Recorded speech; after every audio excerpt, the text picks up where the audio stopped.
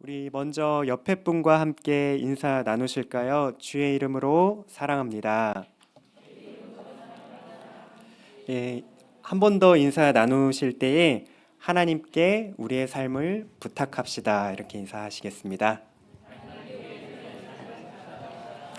네, 담임 목사님께서 송구영신 예배 때 우리에게 가르쳐 주신 그 1분 기도의 내용이지요.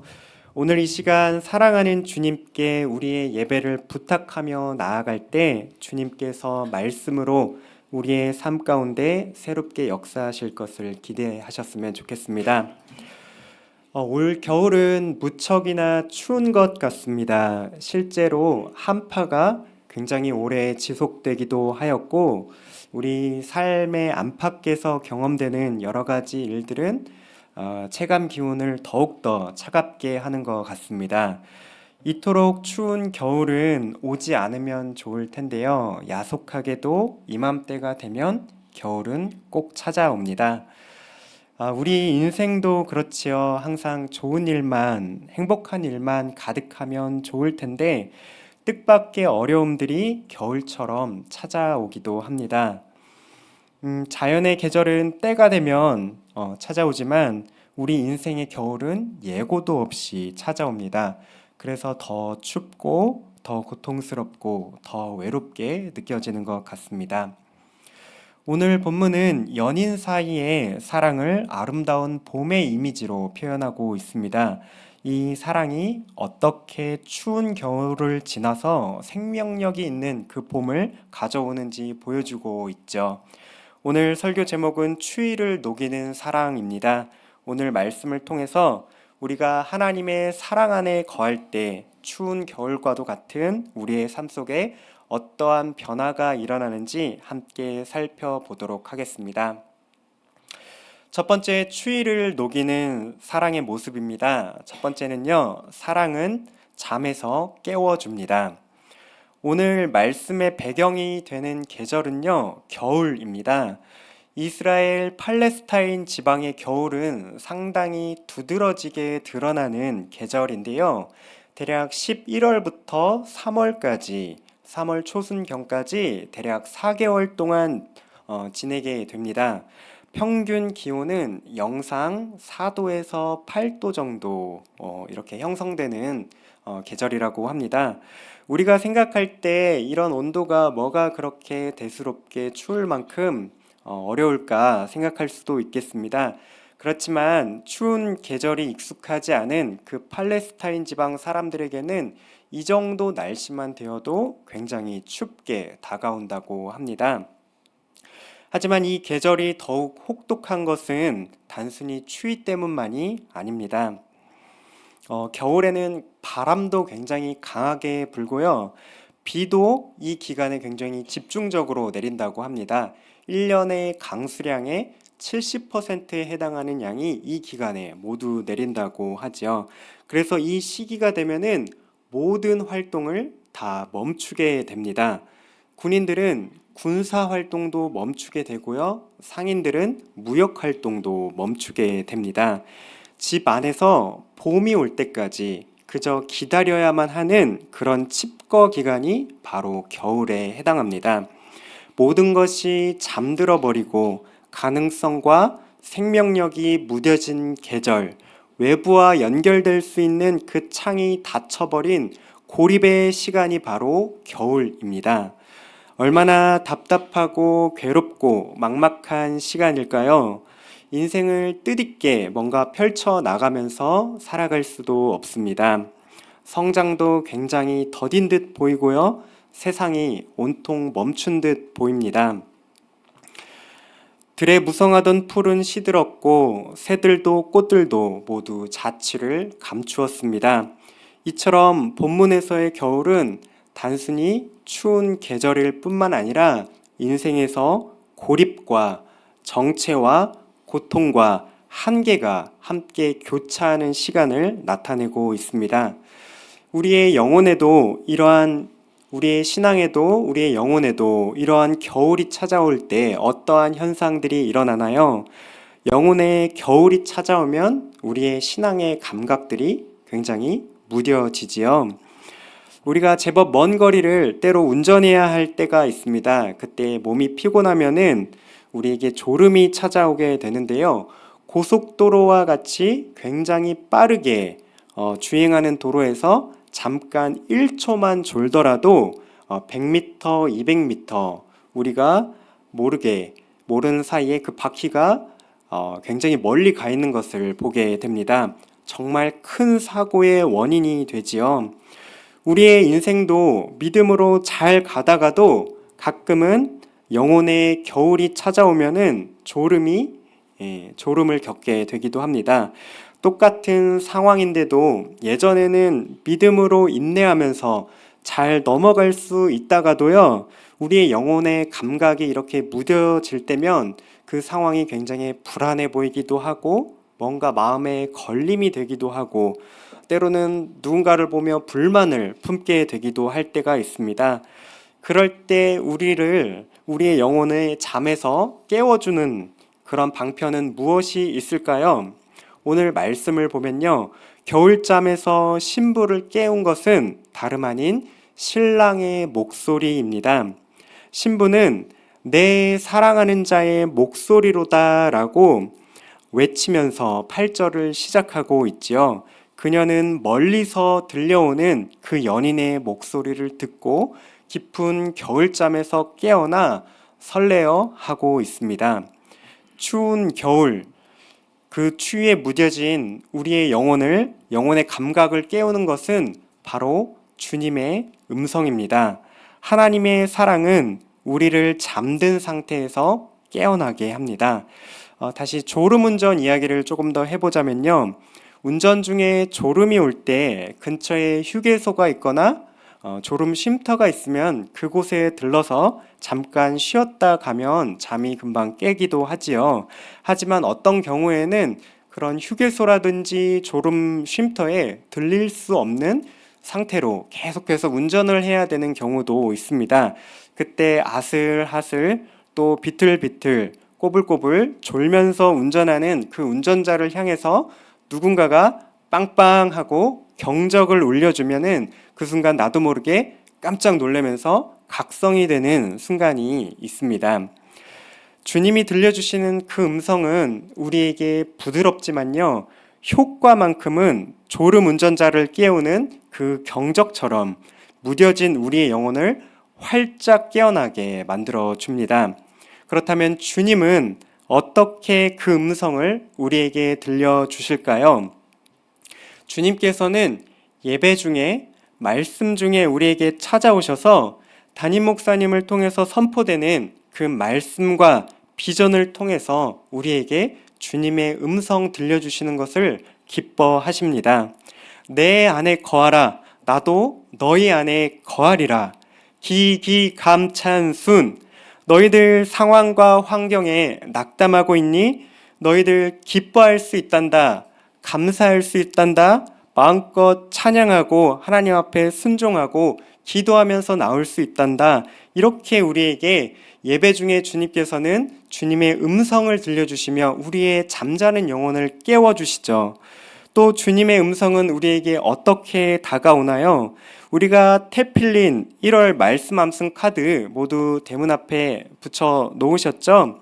우리가 집 앞에 들어오고 나올 때마다 그 말씀을 암송하고 읊조릴 때 그 말씀이 우리의 영혼을, 오늘 하루를 깨워주는 것을 경험할 수 있게 됩니다. 그리고 매일 큐티책에 우리의 영혼을 깨워주시는 그 하나님의 말씀을 향해서 밑줄 쳐 나갈 때 우리는 잠들지 않을 수 있게 됩니다.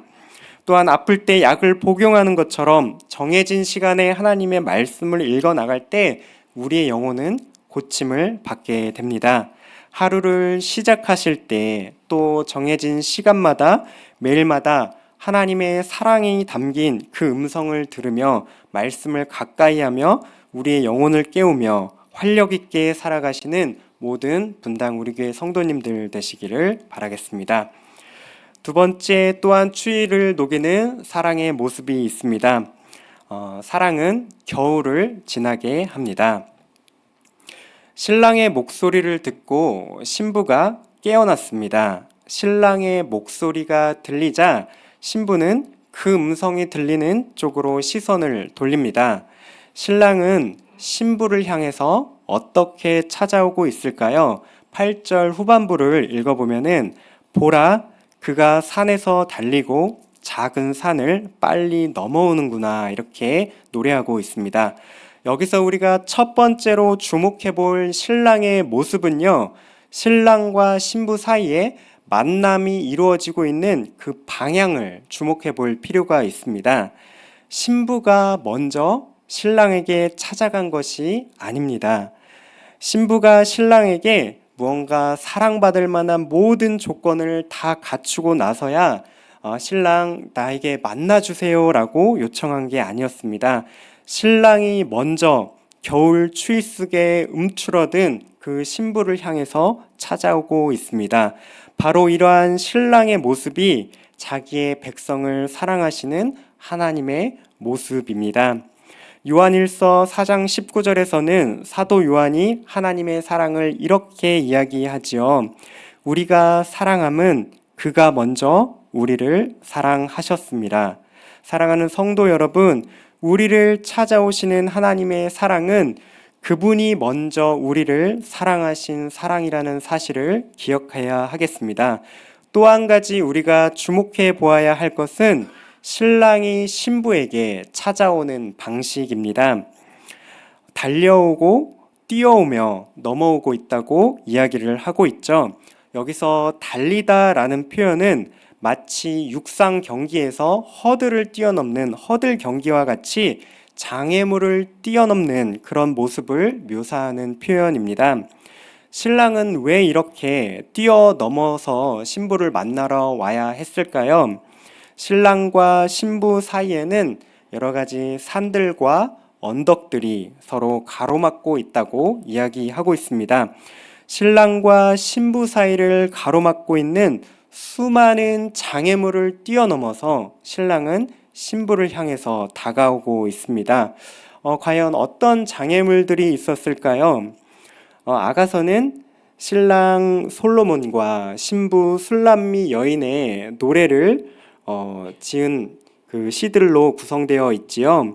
신랑은 다름 아닌 왕 솔로몬입니다. 그리고 신부는 술람미 여인, 시골의 그냥 평범한 여인에 지나지 않습니다. 솔로몬과 술람미 여인 사이에 놓인 그런 사회적이고 신분적인 그런 차이들이 방해물로, 장애물로 작용했을 수도 있습니다. 아니면은 둘 사이를 갈라놓고 만날 수 없게 만드는 여러 가지 물리적인 방해물들도 있었을 수 있습니다. 하지만 신랑은 신부를 사랑하기 때문에 둘 사이에 놓인 장애물들을 기꺼이 뛰어넘어 오고 있습니다. 사랑은 장애물들을 능히 뛰어넘게 하고 있습니다. 겨울이 가져다 주었던 그 고립과 침체와 모든 시련과 아픔을 뛰어넘어 찾아오는 그 사랑이 바로 신랑 안에 있습니다. 우리의 인생 가운데 일어나 걸을 수 없을 것 같이 많은 장애물들이 느껴지시는 분들이 계시나요? 하나님은 우리에게 먼저 그 장애물들을 극복하고 나서 나에게 나아오라 이렇게 말씀하시는 분이 아니십니다. 하나님은 우리를 향해서 뭐라고 말씀하고 계시냐면요, 네가 지금 겨울과 같이 길고 긴 시간, 그 고난과 상실과 좌절의 시간을 보내는 거 내가 알고 있단다. 너와 나 사이에 막고 있는 그 장애물이 무엇이지? 내가 뛰어넘어 갈게 하시면서 자기 백성들을 일으켜주기 위해서 친히 달려오고 계십니다. 무엇을 보면 우리가 그 하나님의 사랑을 알 수 있을까요? 저 하늘 위에 높은 보좌를 버리시고 이 땅에 달려오신 예수님을 보면 알 수 있습니다. 하나님과 우리 사이를 막고 있는 그 죄와 사망의 장애물을 없애기 위해서 우리의 모든 약함을 짊어지기 위해서 이 땅에 우리와 같은 모습으로 주님께서 찾아오셨습니다. 사랑하는 신부인 교회에게 영원한 생명을 주기 위해서 주님께서는 십자가를 지시고 골고다 언덕을 넘고 죽음이라는 장애물을 넘어서 부활하여서 우리에게 오셨습니다. 그분이 바로 우리의 신랑이신 예수 그리스도이십니다. 바울은 이 사랑을 받은 것을 가지고 기억하면서 로마서에서 이렇게 고백을 하고 있습니다. 로마서 8장 35절부터 39절입니다. 함께 한 목소리로 읽도록 하겠습니다. 누가 우리를 그리스도의 사랑에서 끊으리요? 환난이나 공고나 박해나 기근이나 적신이나 위험이나 칼이랴. 기록된 바 우리가 종일 주를 위하여 죽임을 당하게 되며 도살당할 양같이 여김을 받았나이다 함과 같으니라. 그러나 이 모든 일에 우리를 사랑하시는 이로 말미암아 우리가 넉넉히 이기느니라. 내가 확신하노니 사망이나 생명이나 천사들이나 권세자들이나 현재일이나 장래일이나 능력이나 높음이나 깊음이나 다른 어떤 피조물이라도 우리를 우리 주 예수 안에 있는 하나님의 사랑에서 끊을 수 없으리라. 죽음까지도 뛰어넘은 그 예수 그리스도의 사랑은 우리의 삶에 찾아온 어떠한 추위도 녹일 수 있습니다. 그 어떤 고난도 하나님의 사랑에서 우리를 끊어낼 수 없습니다. 모든 장애물을 뛰어넘어 우리에게 먼저 찾아오신 하나님의 사랑은 우리가 그 겨울을 지나서 봄을 맞이하도록 도우십니다. 그러므로 고난 속에서도 우리의 힘으로 일어설 수 없을 때 우리에게 먼저 찾아오시는 주님의 손을 꼭 붙드시면 좋겠습니다. 주님께 우리의 마음 문을 열어드립시다. 장애물이 느껴지는 그 순간 매 1분마다 주님 부탁드립니다. 장애물을 뛰어넘어 나와 함께 해주세요 라고 기도할 수 있습니다. 그럴 때 우리가 주님과 함께 걸어가는 그 길이 얼음이 녹고 눈도 녹고 봄이 될 것입니다. 마지막으로 추위를 녹이는 사랑의 모습 세 번째입니다. 사랑은 일어나서 함께하도록 이끌어 줍니다. 모든 장애물을 뛰어넘어 신부에게 찾아온 신랑이 이렇게 말합니다. 오늘 말씀 10절부터 13절인데요. 나의 사랑하는 자가 내게 말하여 이르기를 나의 사랑 내 어여쁜 자야 일어나서 함께 가자. 겨울도 지나고 비도 그쳤고 지면에는 꽃이 피고 새가 노래할 때가 이르렀는데 비둘기의 소리가 우는 땅에 우리 땅에 들리는구나. 무화과 나무에는 푸른 열매가 익었고 포도나무는 꽃을 피워 향기를 토하는구나. 나의 사랑 나의 어여쁜 자야 일어나서 함께 가자. 주님께서 신부를 향해 이렇게 말하고 있습니다. 겨울이라는 추위와 아픔이 사라진 다음에 신랑이 신부에게 요청하는 것이 무엇인가요? 이제 봄도 왔고 날도 따뜻해졌으니 이제 각자 갈 길 갑시다. 이렇게 말씀하시나요? 아니지요. 아니면 세상에 나가서 내 신부로서 좀 뭔가 자격을 갖추도록 뭔가 스펙도 좀 쌓아 오시고요. 외모도 좀 가꾸어서 무언가 노력해서 다시 만납시다. 이렇게 말하지 않습니다. 이러한 요구는 세상의 종교가 가르치는 방식과 같습니다. 세상 종교에서는요, 이렇게 가르치죠. 여러분, 마음의 평화가 필요하신가요? 기도의 응답이 필요하신가요? 그럼 정성을 들이세요. 공도와 공덕을 쌓으세요. 참선을 하시고요. 마음을 정갈하게 부정타지 않게 만들어야 합니다. 이렇게 말을 합니다. 또 우리말에 이런 표현이 있죠. 지성이면 감천이다. 이게 무슨 뜻이냐 하면요. 정성을 들이는 만큼 정성을 들이면 하늘이 감동하여서 그 원하는 바를 들어준다. 이런 말입니다. 우리가 무언가를 노력하는 바 그리고 자격을 갖추는 바가 있어야 신의 은총을 받을 수 있다는 게 일반 종교에서 가르치는 종교 생활의 원칙에 해당합니다. 신과 인격적인 어떤 관계 맺음은 상상할 수도 없습니다.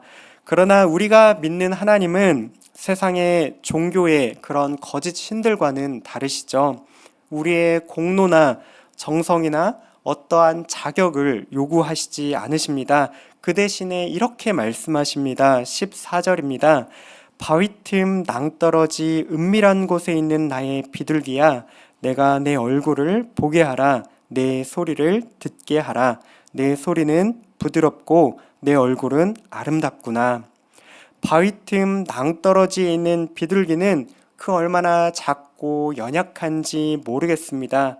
그런 험하고 은밀한 자리에 있는 비둘기 같은 우리에게 사랑하시는 주님께서 우리에게 찾아오셔서 아름답다라고 말씀해 주고 계십니다. 그러면서 동시에 나의 사랑, 나의 어여쁜 자야, 일어나서 함께 가자.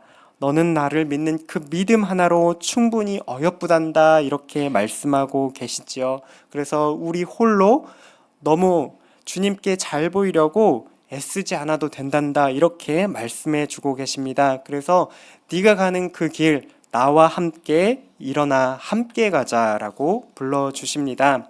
사랑하는 성도 여러분, 우리는 믿음으로 은혜로 구원을 받았습니다.